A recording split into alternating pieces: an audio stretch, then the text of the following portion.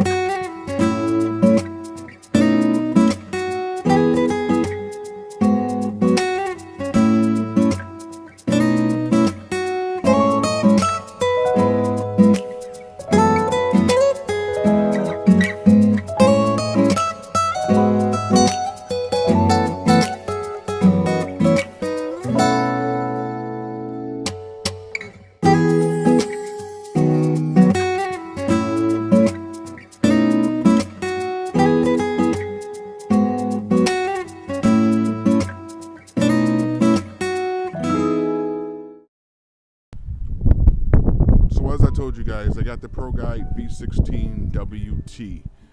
There's 2 models. There's the WT and there's the SC. The only difference in the SC and the WT is basically the console. With the WT, you get this windshield. With the SC, you'll just get the single console without the windshield. For me, I fish on windy days, I fish on cold days, so that windshield is a lifesaver. I've heard a lot of people say that they wish they did get it after not getting it. So if you can afford it, to me, I would go for it. Just a quick walk around the boat. I got the red. They come in, I think, 3 different colors. I want to say the red, the black, and the blue now. Some people say gray or whatever, but yeah, the red, the black, and the blue. I went with the 90 horsepower on mine, as you can see. The difference in price between the 90 horsepower and the 75 horsepower, it's only a couple $100, if even that.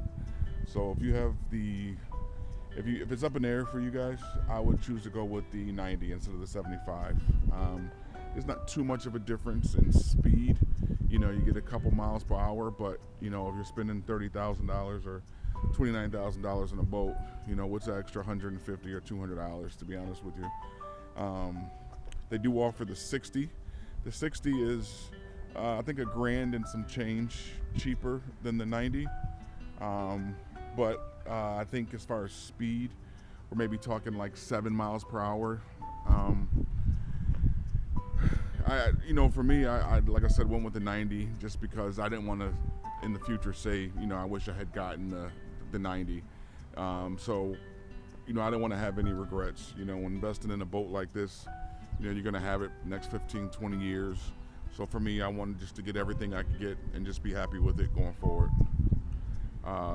So the boat does come with a trailer that is fit just for the boat.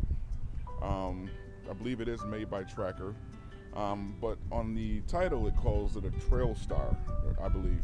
But whatever. The trailer is absolutely perfect. This year I've started to actually ride onto the bunks instead of actually just pulling my boat on. It gets on those bunks pretty darn good, and it centers itself, automatically. So anybody who's looking at or thinking about riding on their trailer as opposed to pulling the boat on, it's pretty simple. These bunks are actually pretty good. They come padded and carpeted up pretty good. So I don't have a problem with them. I actually, love this little trailer. That's pretty good going down the road. The other thing that the boat does have, and I'm pretty sure you guys have all heard about, is a swing away trailer. Just pull that little handle out and the trailer tongue swings away to the side. I'll talk about this later, but I'll tell you this right now. When I got the boat, this handle here was on this side. I had to actually swap those out because of my trailer steps, but I'll get to that a little later. But as far as anything else exteriorly on the boat, boat looks beautiful to me. Trailer is beautiful. Moves pretty well.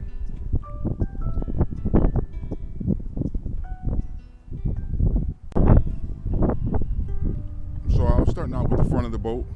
Like I was just talking about the steps, I did get these steps added to the boat. This isn't anything that comes, from the factory. There are some models that do come with steps, but this is the lower end of the Deep V, so this is not one of those models. I actually went with these steps called trick steps. They attach right there to the post there. I'm about 325 pounds. I get up and down those steps, no problem, no issue with the boat. The handle, a lot of people have been wondering how high and how much space do you need inside of your garage. I'm about 6 foot even.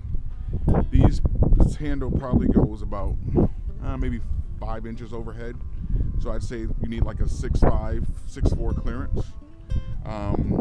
And again, when I did get these steps, because the tongue would have swung towards my steps, I just had to get that bolt taken out, and that actually moved over. But this has been great for me, to be honest with you. It's real great.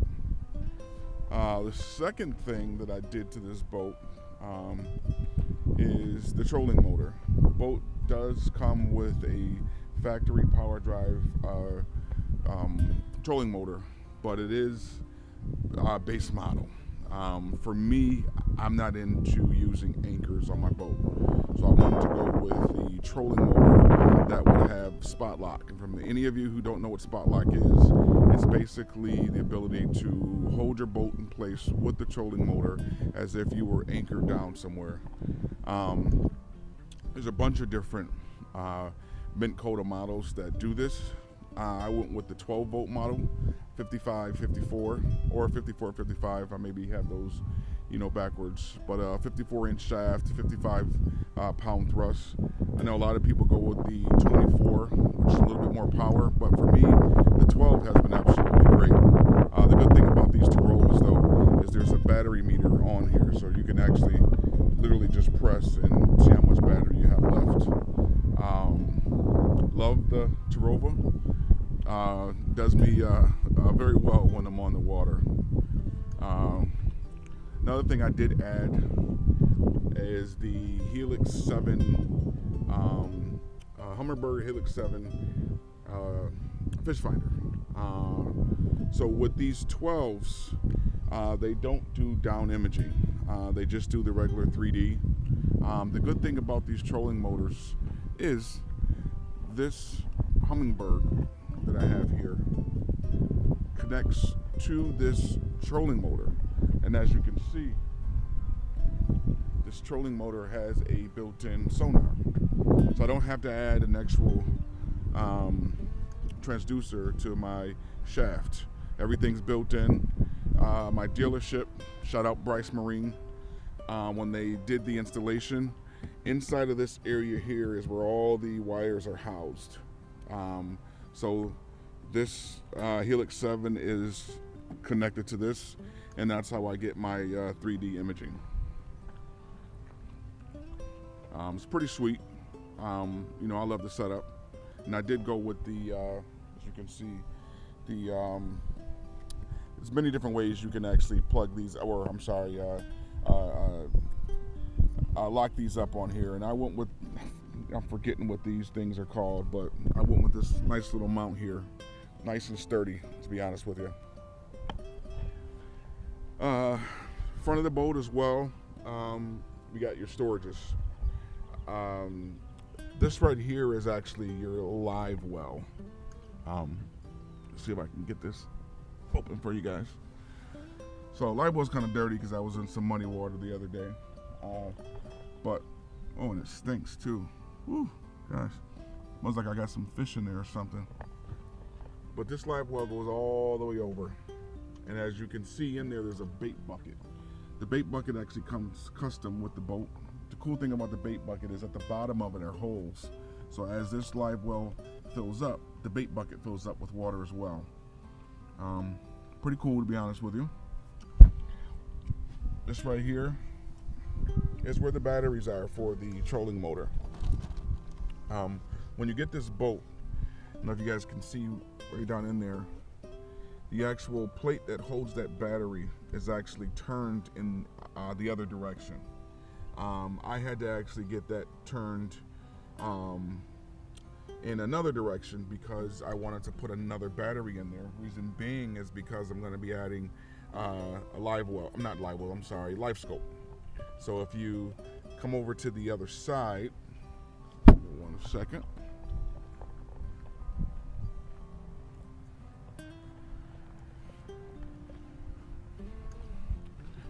You can see that I added another tray for the battery that I'll be adding in there. And it's pretty cool because I'll be able to shoot the wires through there, through the tunneling right there at the bow. So I won't have really any more wires, like I already have enough up there, you know, on the bow. But that's where I actually house that second battery. I personally don't store really anything else in there, just because me personally, I sold my house and I currently live now in a condo. So I need to take these batteries in and out every once in a while to charge them. So the best thing for me is to be able to have access to those batteries, so I don't really put too much in there. The other thing that I was showing you was this other side of the live well. I wonder if I have a minnow or something in there, because it stinks pretty bad. Oh no, I have water in there. That needs to be dumped. That's what the issue is, why it's smelling a little funky. Give me a second so I can dump this water, you guys.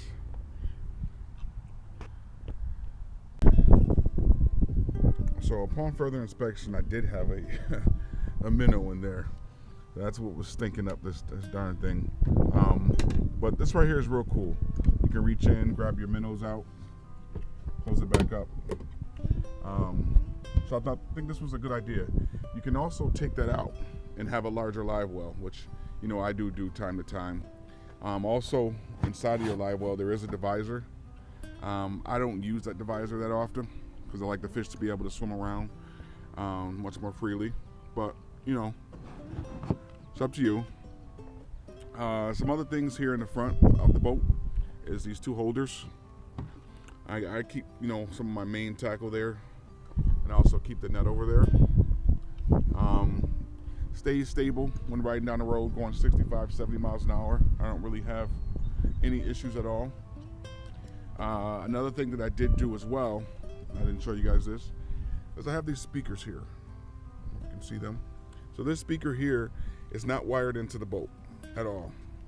This sits on the same thing.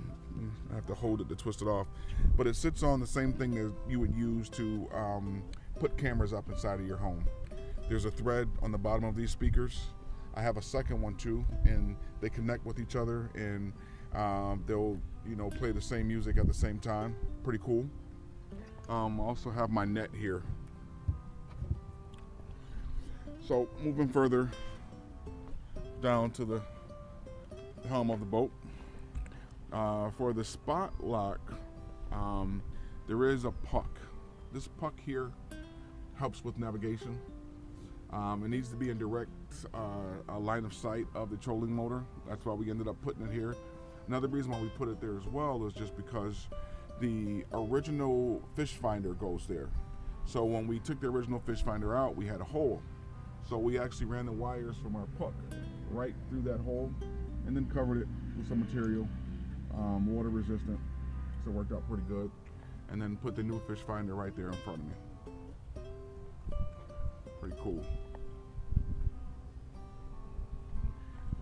So going a little further back, we got the full cockpit. I don't know if I locked this, but yep, I did lock it. But here's just one of the storage units for the boat. If I had my keys on me, I would be able to open it up for you. It can double as a rod locker, but I think inside of that one a lot of my baits and stuff like that. On the other one over there, which I'll show you in a little bit, is where I keep, my rods. There's another compartment right here. This is actually a cooler. I even heard someone refer to it as a live well. It's an actual cooler. You can see the plug right there. You can fill it up with ice. Once that ice melts, you open up that plug and everything will drain right out of your boat. Pretty cool, to be honest with you. I like it.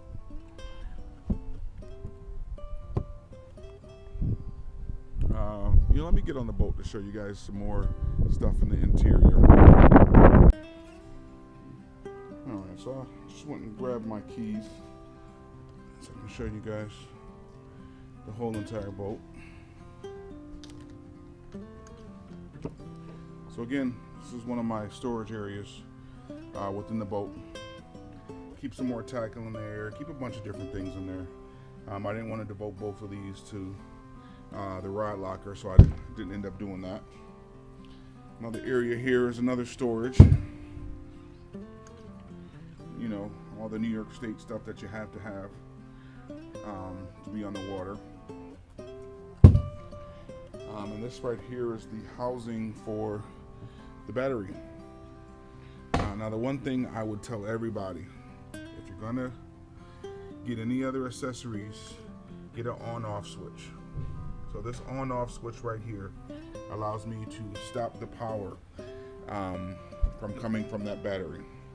So I can't turn on my engine, I can't do anything unless that switch is to the on position. The reason why I mainly do it is just because this puck here is on 24 hours a day, 7 days a week, and it slowly pulls from your battery. So if you don't have it on a constant charger, then you're gonna lose battery if it's being stored somewhere.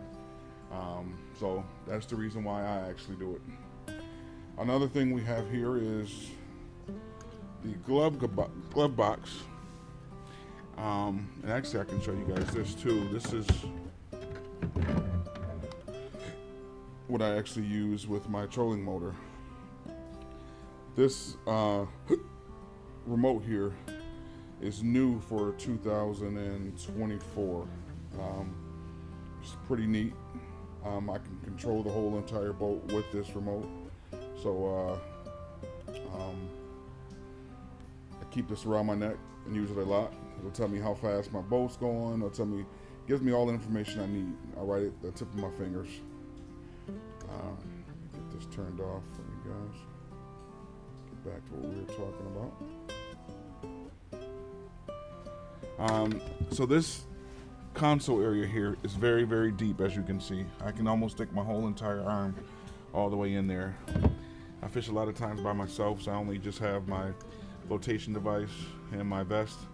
As you can see, my vest, yes, that is in there, and a huge flotation device. So you can only imagine how deep and how big this thing is. Another area here is a rod locker. I think you can probably put, I don't know, 7.5, I would say, in there. Right now I got about 6 rods in here.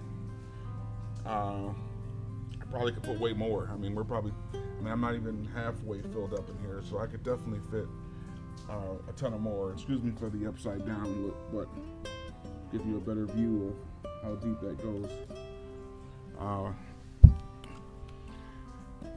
Do have a little bit more storage to show you guys, and that's right here under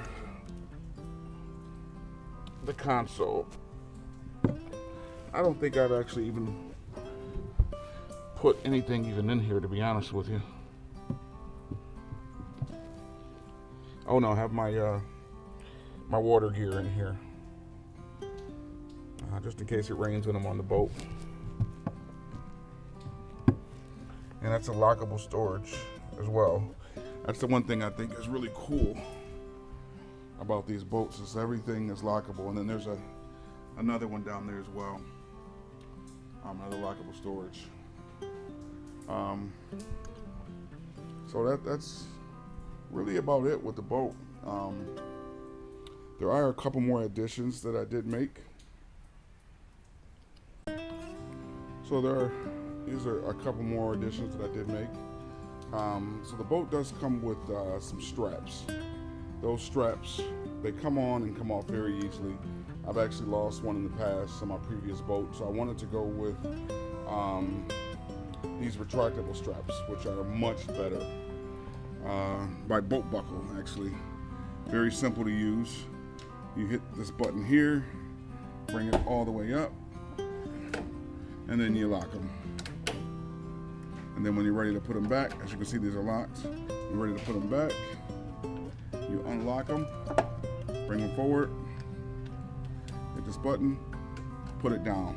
If it's a little loose, as you can see, you bring it forward,